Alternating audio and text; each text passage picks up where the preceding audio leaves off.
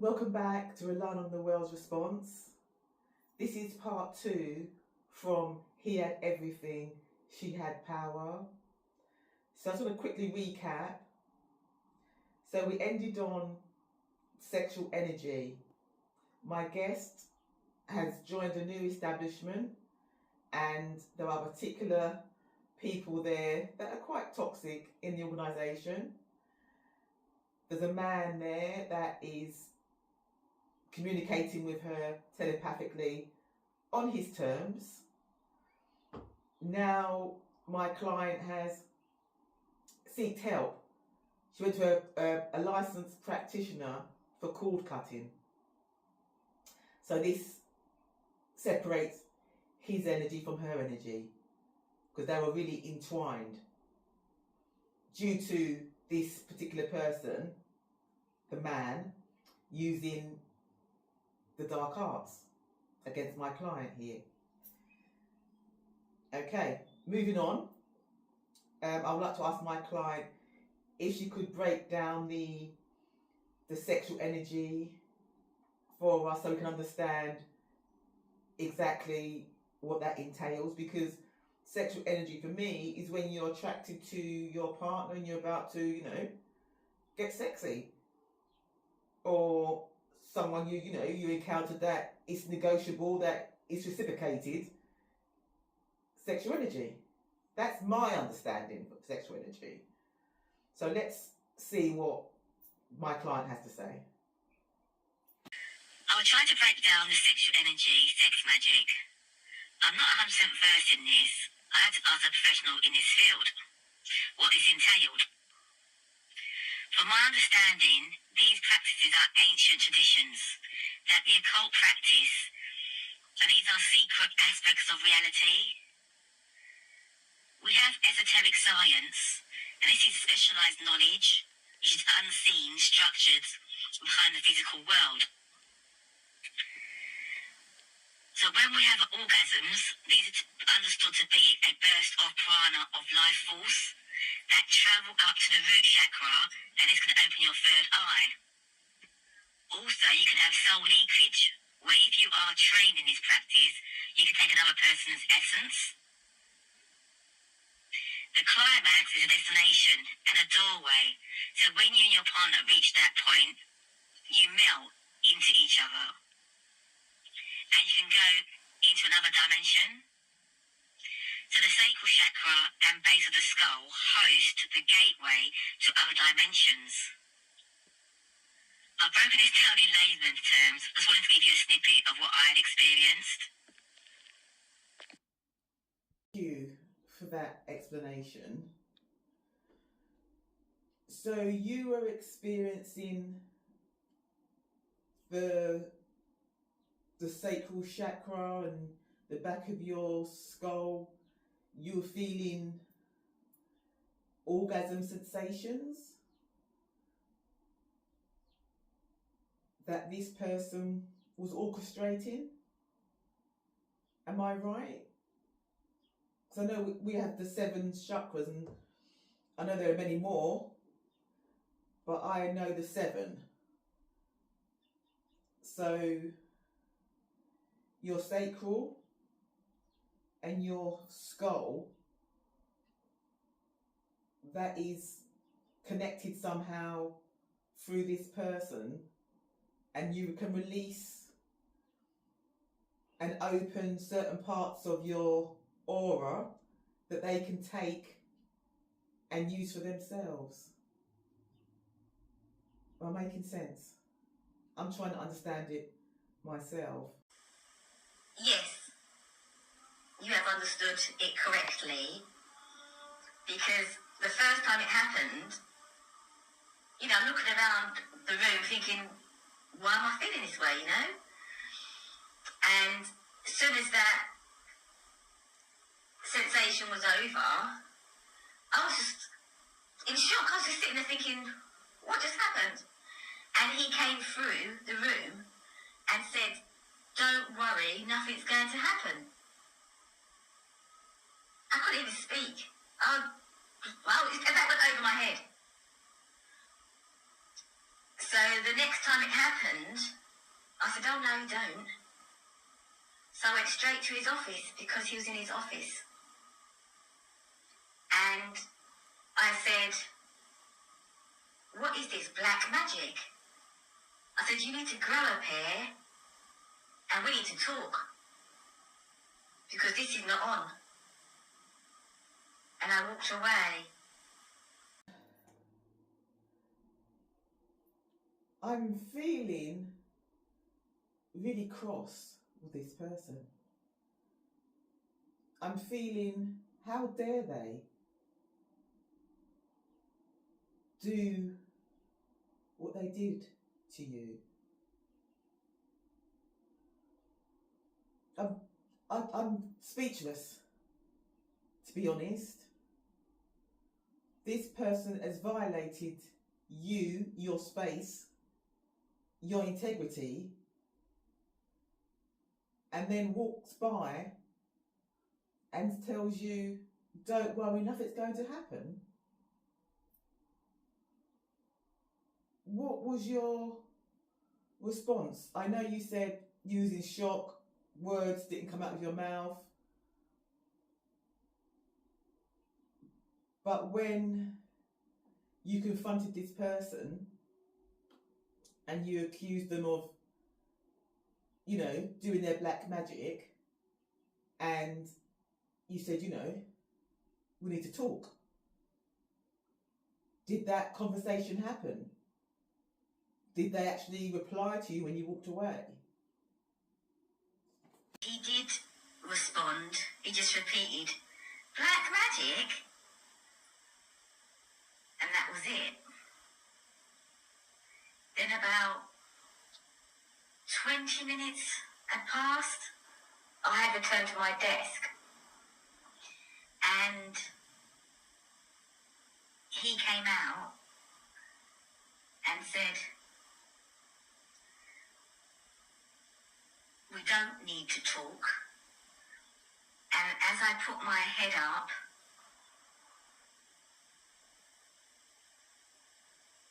this person had changed into a warlock, and I wasn't afraid. Due to my previous paranormal activities, I wasn't scared. This was more scary than the lady I witnessed on my family home steps at the age of 8. But this one was scary. And he just turned and walked off. And I thought, okay, let me go home and pray. On your last comments, so he came out of the office, you're at your desk, you look up and you see him there, but he was a warlock. You need to break this down for me. He was a warlock, and then he turned and walked away. Do you think he was trying to intimidate you because you went to him and confronted him to say back off? So this was him retaliating to put you in your place, to make you feel small. I don't know, that these are what thoughts are coming to my mind, because I don't know what sort of person you're dealing with here. A warlock is similar to a witch, like a female witch. And if you've seen Charmed, the series, you'll see that there's warlocks there that shapeshift. And that's exactly what happened. I can't tell you what he changed into. It's nothing I can identify with or that I'd seen before. But it was a huge shift and a huge change in him.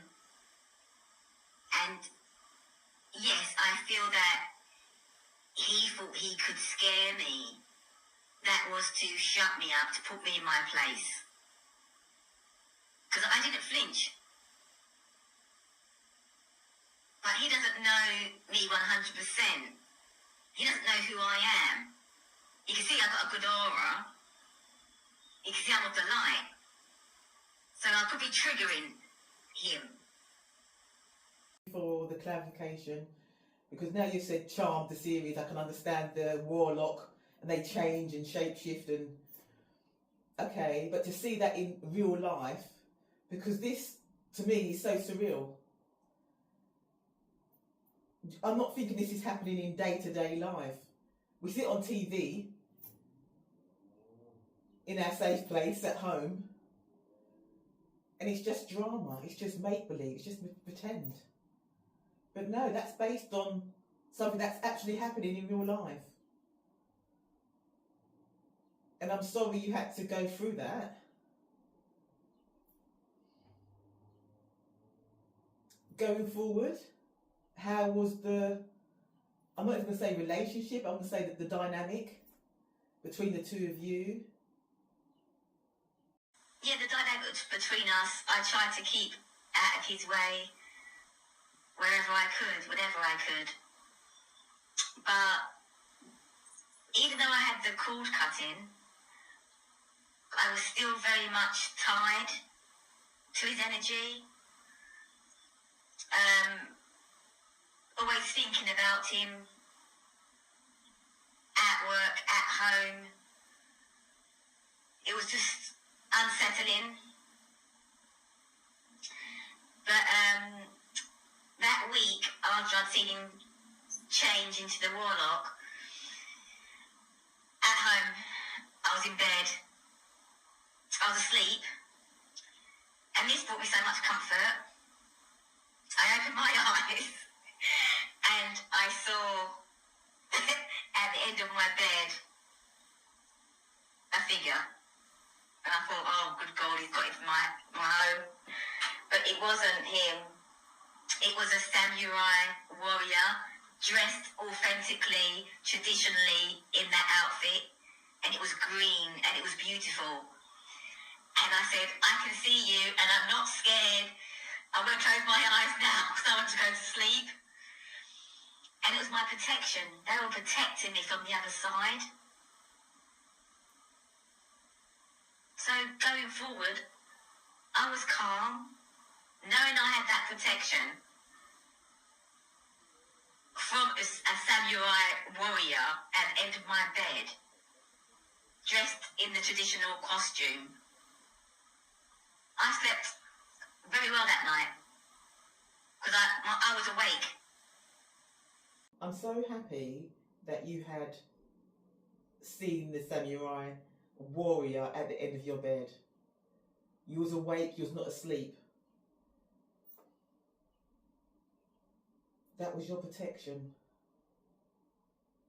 They're just letting you know, we've got you. Love it. Surreal. This should be a movie. This should be a movie because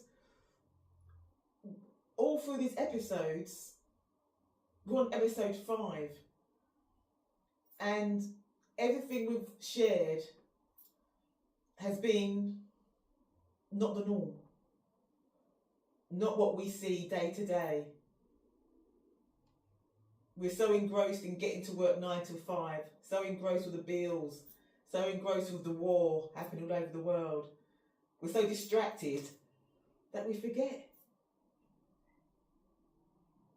that these cult organisations are working, are turning that wheel. So I'm happy that you're protected and you feel calm within yourself.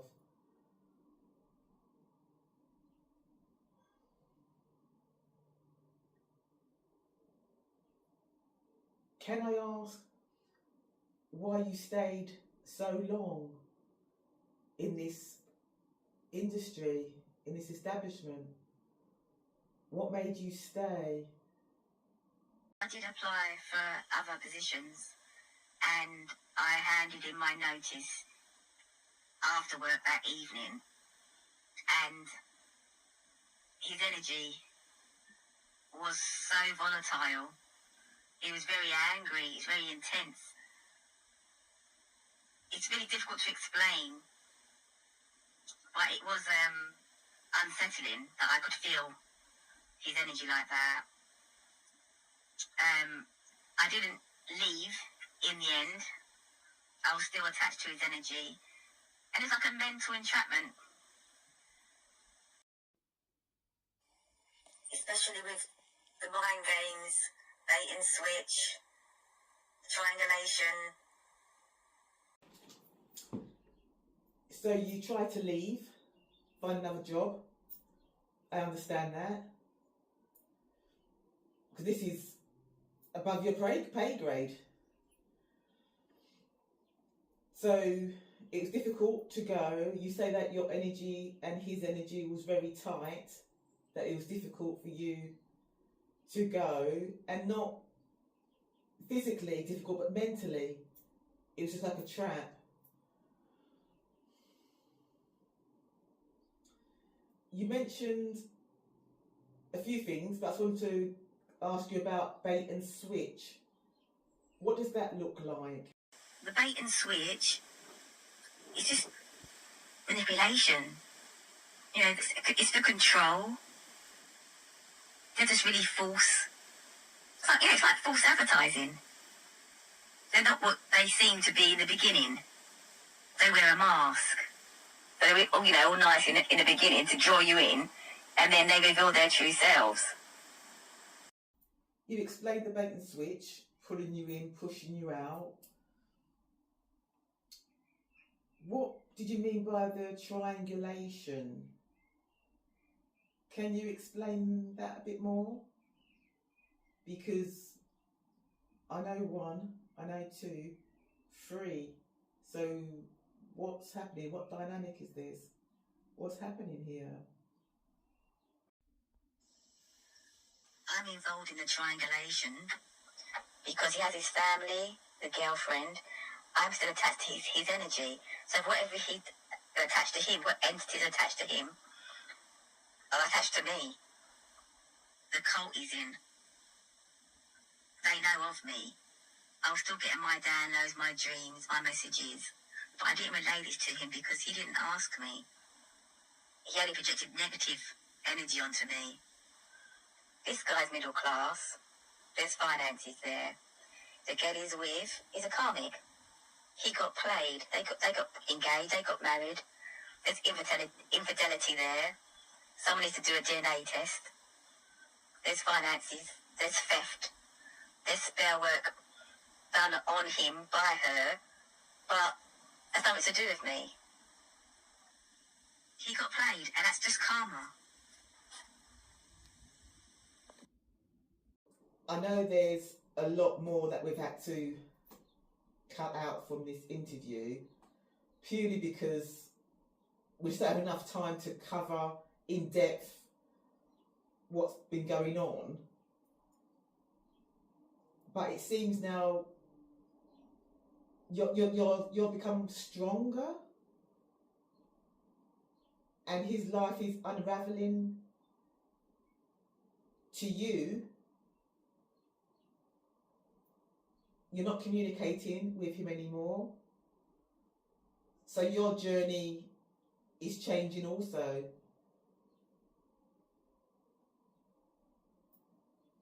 Do you regret starting at that establishment? I don't have any regrets from working there. It was difficult on a day-to-day basis while I was there. But looking back, I have learned a lesson. I am stronger, I am mindful, I'm aware that these people, organisations exist. fortunate that I happened to go to this organisation and find that out. But it's good that I know, so I'm aware. It wasn't a good experience at all, and I wouldn't wish it on anybody else. Because when you have the brain fog, when you're being distracted from your path, when you know you have your own dreams that you want to fulfill, and someone's trying to get you off your own path because they can see that your light, your aura. Thank you for those kind words. I really appreciate it. I found another practitioner for the cord cutting. Had it done on the weekend. Went to work on the Monday. And by lunchtime he came over and said, I can pull you back in, you know. And smirked. And I just looked at him thinking, you're my manager. You're middle-aged. And before he walked away, he said, I'm going to have to find someone else's life I can ruin. And walked off. And it's so sad. I just feel so sorry for him. You don't go against a star seed, an indigo child, a crystal child, or an earth angel, or anyone without those gifts. Thank you. You touched on a few points. I just want to clarify with you. When you say indigo child, crystal child, star seed, earth angel, that these should not be messed around with. Can you give us some more insight on these, please? These are just souls that originate from a high dimensional plane or from other star systems. They just have heightened intuition, psychic abilities. They don't walk around with a sun on their head, you know, I'm a star seed. They just get on with their day-to-day life. And they have a purpose, a divine wisdom for being here. They're not from this world, they're of this world. If that makes sense. Are you a star seed or indigo child or crystal child or an earth angel? Do you identify yourself with one of those that you've listed? Because it's beautiful. And I'm happy we have certain people around us that are of higher vibration and that are here to do good. So at least we have that at the back of our mind on a day-to-day. No, I don't identify myself in any category. I know I'm spiritual, I know I have gifts, I know I'm connected to the divine, to source, but I don't label myself at all. It's not necessary, to be fair, but I know I'm of the light, and that's all I need to know. I think you dodged a bullet. I really do. And I wish you well. You mentioned a lot there, and in the triangulation that he liked younger girls, he got engaged. And I know you say that you didn't relay anything because it's not your business. He has a family.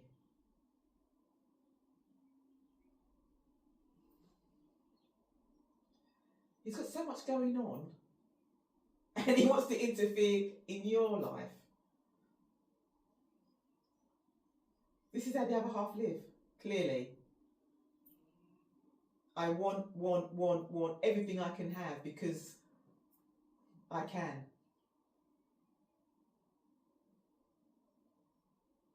But you stumbled, but you didn't crumble. And I love that for you. Thank you very much for taking this opportunity to interview me and not judge me. It's been a long journey for me, and to find someone that was non-judgmental has been a joy. So thank you very much, and thank you to the viewers. I hope it's helped somebody. Just be mindful and aware of your surroundings and people. Thank you. Bye. Thank you for being my guest. I just hope I did your journey justice, because there's so much that we didn't cover and delve into just because of time. But I appreciate you sharing your journey with us. We're going to wrap this up and say thank you to my guest. Thank you to the viewers, and for your support. Even if it's just helped one person, that makes me happy. Going forward, we have some new episodes coming up. Still relying on the world's response, so stay tuned.